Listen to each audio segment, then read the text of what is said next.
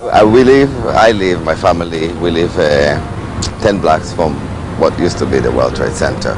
If you look behind me, this is the umbrella building, and behind it we used to have a vision of the Twin Tower. Actually, it was beautiful. In the days after September 11th, jewelry designer Udi Behr's Lower Manhattan neighborhood remained devastated. And what I saw was deserted with police, rescue workers, firefighters, Con Edison, not one person on the street. It was how we'll imagine hell. I remember it in black and white. I don't remember color. Gray. I decided at that moment that I have to get this neighborhood organized. And what people need now is compassion and information in a simple way via flyers. And Udi stood up and said, you know, we have to take care of people on a people-to-people basis. And so I agreed. A number of us did, and we met with him, like I said, the next day, and sort of came up with the idea of trying to help the community. And so one of the things we did is we made these information bulletins. For many in Udi's neighborhood, these bulletins were a vital first step as thousands tried to cope with the horror around them. The next step was to reaffirm the human spirit.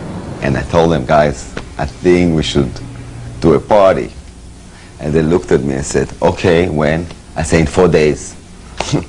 I said, what? I said, we have to do it now.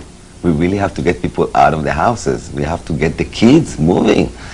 We have to show the kids that there is life. Tonight, we're going to put flyers. We need volunteers to the party. One of the flyers said, let's put on a party for the children. If you want to help, come to Jaffa Cafe. We didn't introduce ourselves. I didn't know who the other people were. People were volunteering to do this, that, and the other.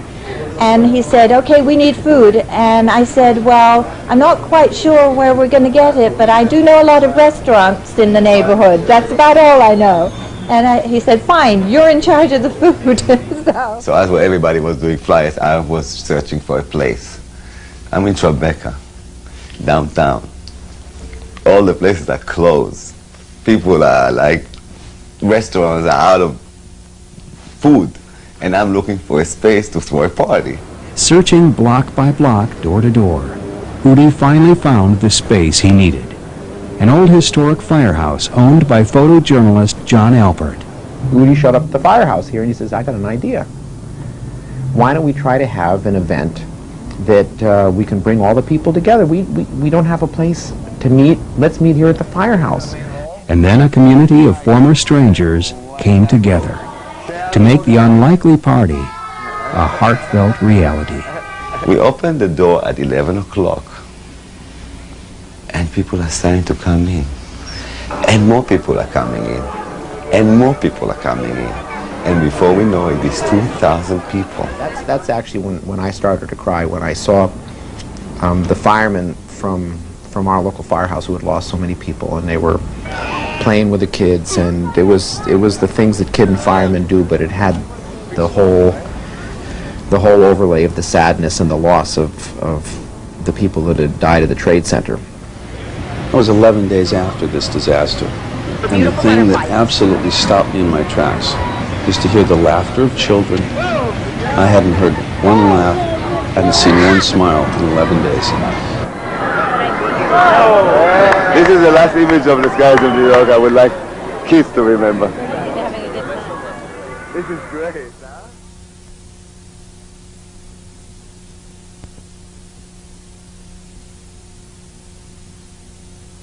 My daughter Sapir went to school under the Twin Tower, PS 234, and she wrote this beautiful poem that was published in the New York Times.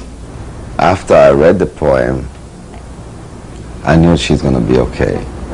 My heart racing, tears in my eyes, sirens yelling in my ear. I felt it.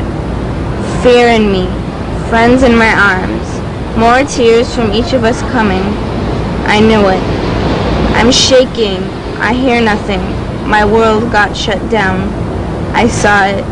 Sadness came a hold of us. Terrified was I. But good things will blossom out of this. I know it.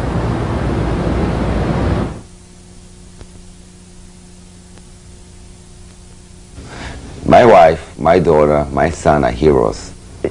People that stayed in the neighborhood, whatever they had in the house, whatever food they would bring to the restaurants, and then we'll create whatever menu we can create to feed everybody.